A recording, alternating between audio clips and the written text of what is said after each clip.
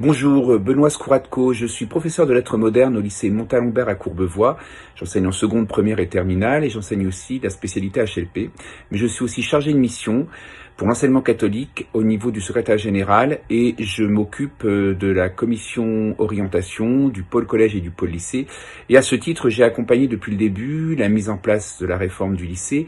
Et nous avons travaillé dès le départ sur la question du grand oral, qui apparaît comme un horizon intéressant, puis la question du chef-d'œuvre aussi pour le lycée professionnel, puisque l'horizon de ces deux modalités d'examen remettent au cœur du lycée la question de l'oral, et on ne peut pas dire que l'oral soit une des disciplines, en tout cas est-ce qu'on considère comme une discipline, ou en tout cas les compétences de l'oral ne sont pas les plus travaillées, ou n'étaient pas les plus travaillées au collège, ni au lycée pendant très longtemps.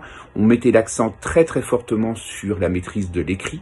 Le collège, lors de sa réforme, a beaucoup travaillé sur la question de l'oral. Les programmes ont été revus en ce sens-là.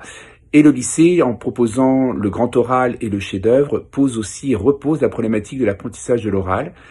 Développer des compétences à l'oral, c'est pas uniquement préparer le grand oral, c'est pas uniquement réservé aux professeurs des spécialités qui sont concernés par cette épreuve, ou alors des professeurs qui sont concernés par le chef-d'œuvre pour le lycée professionnel. C'est bien l'affaire de tous. C'est une question d'apprentissage. Quelles compétences l'on donne aux élèves, quelles compétences l'on donne la possibilité aux élèves de construire, de travailler, d'évaluer, d'auto-évaluer, afin qu'ils puissent maîtriser le savoir parler, le savoir-être, savoir communiquer, savoir échanger, savoir aussi surtout se dire. Dans l'époque dans laquelle nous sommes, on parle beaucoup actuellement depuis quelque temps de la liberté d'expression. Encore faut-il avoir les mots pour la dire, faut-il avoir la possibilité de pouvoir s'exprimer, de développer un esprit critique aussi bien à l'écrit qu'à l'oral, mais être capable aussi de communiquer, d'échanger avec l'autre, de dire qui je suis, comment je suis, et ce que je veux faire, et ce que je voudrais être, et pourquoi je veux le faire. Ce sont ces compétences-là qu'il faut travailler et développer une didactique de l'oral qui va de l'école primaire, voire de la maternelle, puisque l'oral a une place très importante dans la maternelle.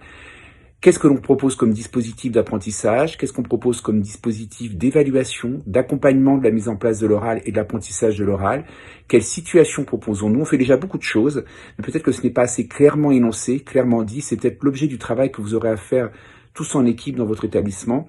Pouvoir travailler à une concertation qui mènera un meilleur apprentissage et une meilleure progression de l'apprentissage de l'oral et surtout une prise de conscience de la part des élèves de cette formation qui leur permettra effectivement de se sentir plus individu, plus citoyen, mais aussi capable d'énoncer, de se dire et de pouvoir échanger et communiquer.